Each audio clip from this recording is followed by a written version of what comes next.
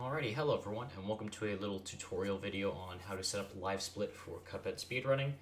I've seen some people, specifically new runners, have a bit of an issue when it comes to setting it up, as well as having some questions, so I'm going to hopefully be answering those for you now. So obviously the first thing you're going to want to do is download the most recent version of Livesplit, and then get that open, and then once you do, it'll look something like this. And obviously, you might be thinking, if you've watched other speedrunners, this doesn't exactly look like the big list of objectives and things like that. But we get into it. Alright, so you're going to want to right click and you're going to want to edit splits. And that's going to give a window like this.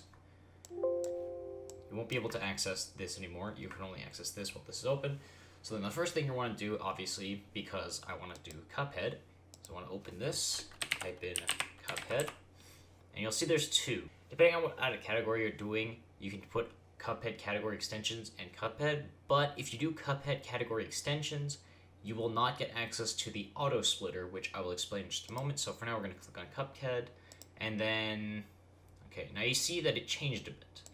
Now obviously, you can see, okay, all these different categories I could do. Let's say I want to do all bosses. We click on all bosses. Now it says auto splitting and load remote are now available. So with that, we can actually click into the settings here, and that will give us a different window, but we'll come back to this one in just a moment. So for now, you see that we have the board looking like this, and we also have it looking right here. So we can just add in a bunch of those, and then we can name them however we want. So we can do tutorial, we could then do root pack, Radiant Croaks, then we go Goopy, so on and so forth until you finish the entirety of the category you're doing.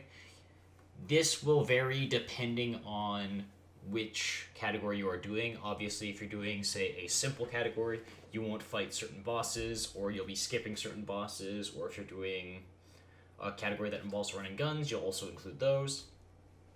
So for now, we go into the settings now for the auto splitter. So we get back this window, and now just gonna want to add in a bunch of them. Currently, right now, they say manual split, which what it means for that is you would have to individually punch in the split button and the command for splitting so that you get your time. And on PC, you don't have to do that. On the Steam version, you don't have to do that. On the Good Old Games version, you don't have to, because the auto splitter connects to the game and detects the code so that it splits on its own. On console, as well as on the Steam Store version, or the Windows Store version, you have to manually split, as the auto splitter does not work.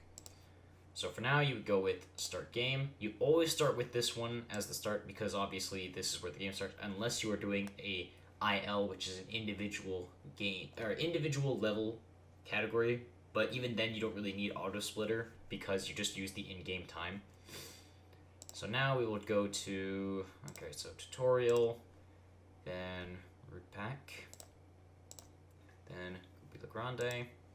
You don't have to worry too much about these. These implies that you're going for the top ranks. You can set them if you want, but it would just lock you out if you get anything besides the highest rank. So for now, you just leave them.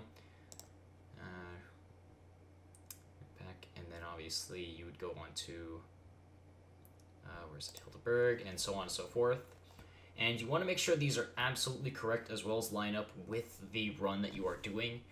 Having them not line up can result in you having screwed up splits, because it will either not split properly in the right spot or split too early.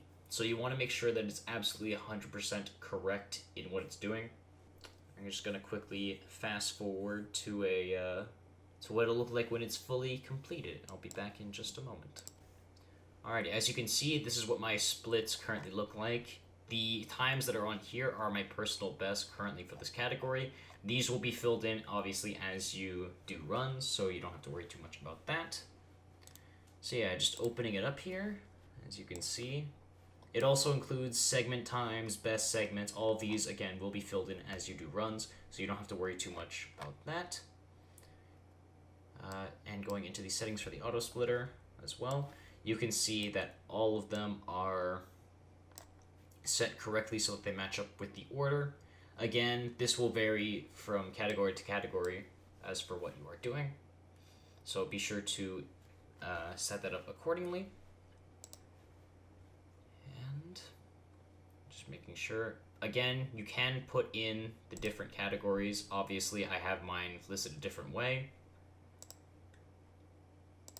which is like that. You can also save different versions, or not different versions, different splits, so you don't have to worry too much about resetting all your splits again. You just have to set it up the first time and save it. Now I will show off how to do what the layout stuff is. So here, as you can see, I've got a couple more splits visible on the screen right now as I did before. So if you look here, you can see title, splits, timer, previous segment. So we can just go into the layout here.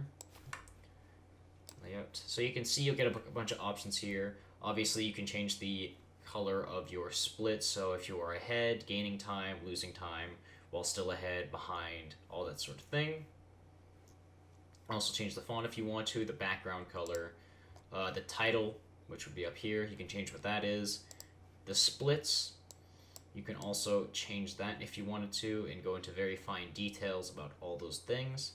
You also want to make sure that all of your timers are set to the correct timing method. Obviously for Cuphead we use game time, so you would only want to do game time because it allows for accurate comparisons and load removal. And for people that don't know, load removal is the timer will stop whenever it is on a load screen so that you don't lose time, and people with faster computers do not have an advantage. The timer, again, set to current timing method, or you can set it to game time. Either of them works. Just do not put it on real time. The only time real time is used is during races, which is its own thing that you would need to help set up as it involves different programs.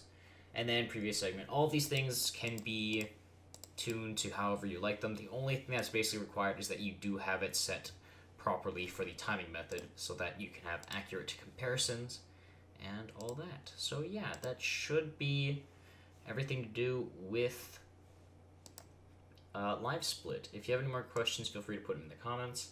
I will hopefully have answered most people's questions.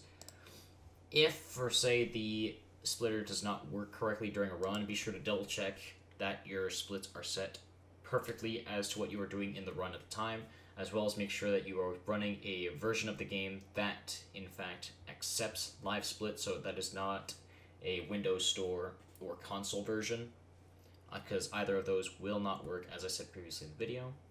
So yeah, thank you everyone for watching. I hope everyone got some good information out of this tutorial, and good luck with the runs. Take care.